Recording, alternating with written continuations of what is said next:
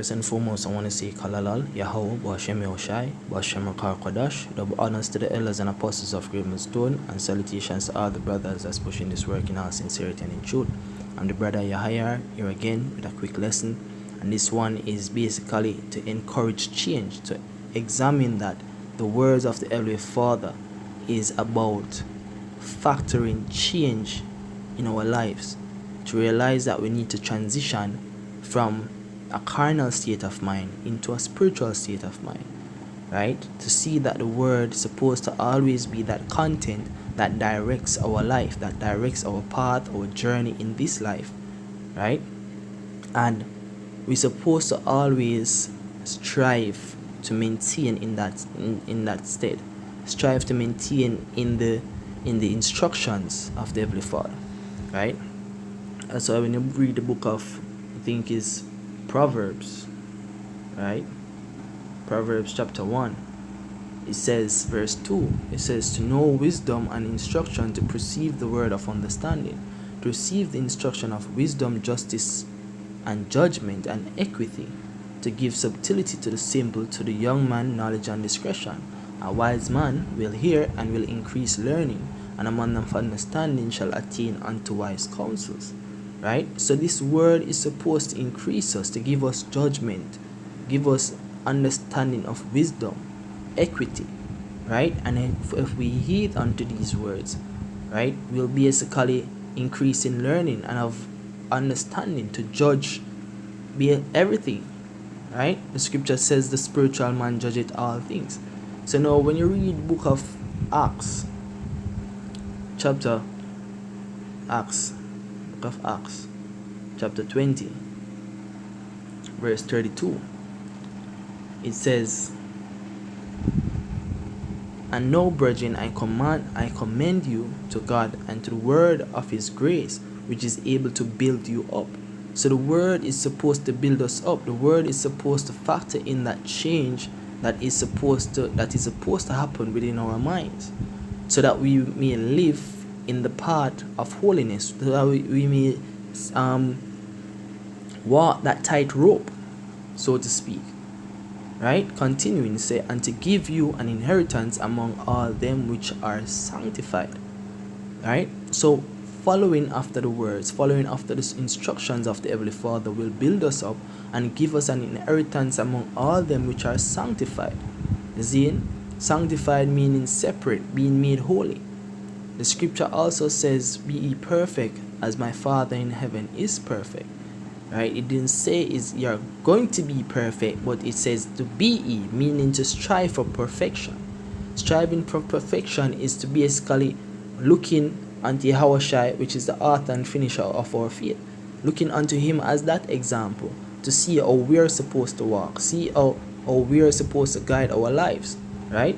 Even Paul being an example, because when you read the book of Philippians chapter 4 and verse 8, it says, finally, brethren, whatsoever things are true, whatsoever things are honest, whatsoever things are just, whatsoever things are pure, whatsoever things are lovely, whatsoever things are of good report, if there be any virtue, and if there be any praise, think on these things. Those things which ye have both learned and received and heard and seen in me, do, and the God of peace shall be with you. So we are supposed to akin our lifestyle with the lifestyle of the men, of holy men that came before us. Akin our lifestyle to that structure that the prophets and Yahushua was likened unto. To strive to be different, strive to be new, strive to be renewed in the spirit day by day. As it says in the book of Galatians chapter 3, I think it's verse 10. It says, let me start at verse 11. Let me see. Oh, jeez. Let me just start at 1. It says, if ye then be risen with Yahushua, seek those things which are above. See, because understanding this truth, coming to the acknowledgement of this truth, is basically a process of killing the carnal mind, killing that carnal mentality, right? So therefore, if we come to the knowledge of the truth, we are supposed to be risen with Yahweh Shai, transition from a state of carnality to a state of spirituality, right? So seek those things which are above, where Yahweh Shai sitteth on the right hand of God. Set your affection on things above, not on things on the earth, right? For ye are dead, and your life is hid with Yahweh Shai in God.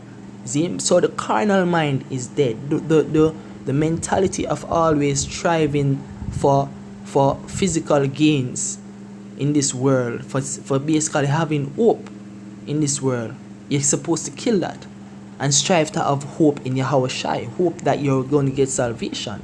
It doesn't mean that you're supposed to stop basically exemplifying a true characteristic of the Heavenly Father, which is to go to work, take care of your family. It doesn't mean that. What it means that all of those things that are carnally established on the earth, your mindset is transition from the care of that into the transition of having a more spiritual care.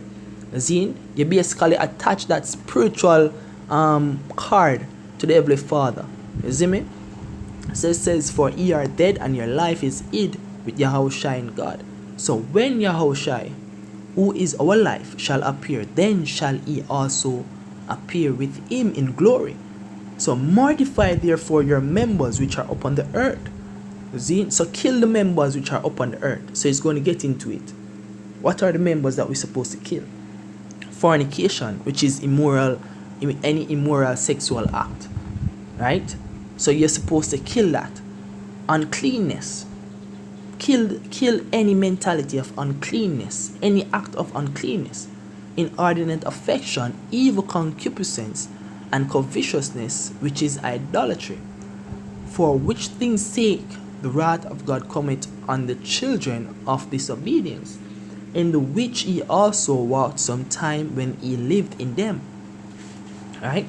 So now, but no, he also put off all these: anger, wrath, malice, blasphemy, filthy communication out of your mouth. Lie not one to another, seeing that ye have put off the old man with his deeds. So when we come to the truth, we're supposed to put off that old man with his deeds. Transition from a state of bad habits to a state of good habits. If we used to do things that are mostly in the world, we're supposed to strive to do things that are mostly on a spiritual aspect. See, resonating that, exercising that spiritual growth constantly, right? And I've put on the new man, which is renewed in knowledge after the image of him that created him, right? So we're supposed to put on that new man. And part of what inspired me to do this lesson is I was watching this thing about empowering your mind, empowering your brain, and some of the factors that was mentioned in that list of key factors that empowers your brain are directly related to the scriptures, are directly encouraged by the word of the Heavenly Father. Now, the individual mentioned some things. He mentioned that we're supposed to have a good diet. Now, when I mention good diet, when I say good diet, we speak, what comes to your mind instantly? You can see the dietary laws coming out. So the Heavenly Father has put in place that we're supposed to have a better diet than all the other nations upon the face of the earth. So we're supposed to follow after those things. And when you read the book of Deuteronomy 4, I think it's verse 5, it says, behold, I have taught you statutes and judgments, even as the Lord my God commanded me, that ye should do so in the land whither ye go to possess it. Keep therefore and do them, for this is your wisdom. So that dietary law, the law in its entirety, is supposed to be our wisdom and our understanding in the sight of the nations. We shall hear all these statutes and say, surely this great nation is a wise and understanding people. So the individual mentioned good diet, right? And you can see that this is a part of wisdom. This is a part of transitioning from a state of bad habits to a state of good habits, from a state of being from a state of going down to the path that leads to death into a state that goes down in the path that leads into life everlasting.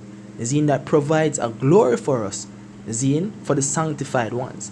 Right? The other one that he mentioned was having was to basically avoid automated negative thoughts. Now, when you think about negative thoughts, it's basically denying the true power that resides within the Heavenly Father, right? Because the Heavenly Father tells you that all things are possible. When you read the book of Philippians, let's get that. Philippians 4, I think it's around verse 13. Say, I can do all things through Yahushua which strengthen me. It didn't say some, it doesn't say a factor. It says all, right? Even when you go to the book of Mark, I think it is Mark 11. Let's get that. Mark 11. Alright. See, Mark 11 and 22, it say, and Yahushua answering said unto them, have faith in God. When you go to the book of Hebrews chapter 11, it tells us that without faith it is impossible to please him. Zine chapter 11 verse 1 says, faith is the substance of things hoped for, the evidence of things not seen. So Yahushua is telling his disciples right here that they are supposed to have faith in God. For verily I say unto you that whosoever shall say unto this mountain, be thou removed and be thou cast into the sea, and shall not doubt in his heart, which is in his mind, but shall believe that those things which he said shall come to pass, he shall have whatsoever he said. Zin, therefore I say unto you, what things soever ye desire, when ye pray, believe that ye receive them, and ye shall have them. Zin, when you read the book of James, it say, ask with nothing wavering.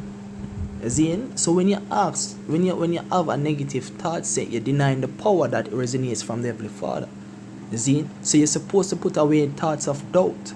You're supposed to put away all those thoughts that worldly people have that they can't. Zin, yeah. And let me get Mark 9 as well. Mark 9 and 23.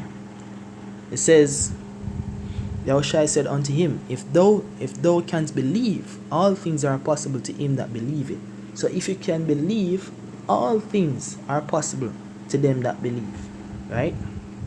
Matthew 21 and 21. It says, Yahushua answered and said unto them, verily I say unto you, if ye have faith and doubt not, ye shall not only do this which is done to the fig tree, but also if ye shall say unto this mountain, be thou removed and be thou cast into the sea, it shall be done. Right? And all things whatsoever ye shall ask in prayer, believing, ye shall receive. Right? But you have to think upon those things that are of virtue. Understand, those things are the things that you're supposed to ask in prayer. Those things are the things which you're supposed to believe in. See, and part of that is realizing that the carnality in this world will fail. The fashion of this world will fail. Therefore, you're always striving to detach yourself from the world and trying to akin yourself more and more with the spiritual aspect of the word. Right? Also, a part of achieving that state of higher elevation, of higher spiritual elevation, is to have an exercise routine. Right?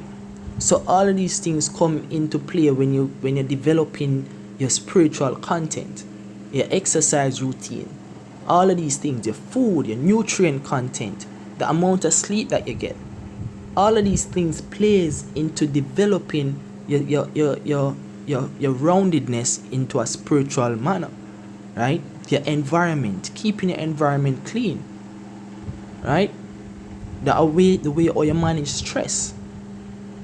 All of these things play a key factor in transitioning from that state of carnality into that state of being a more spiritual being. Zine? Now, I think that I made the point.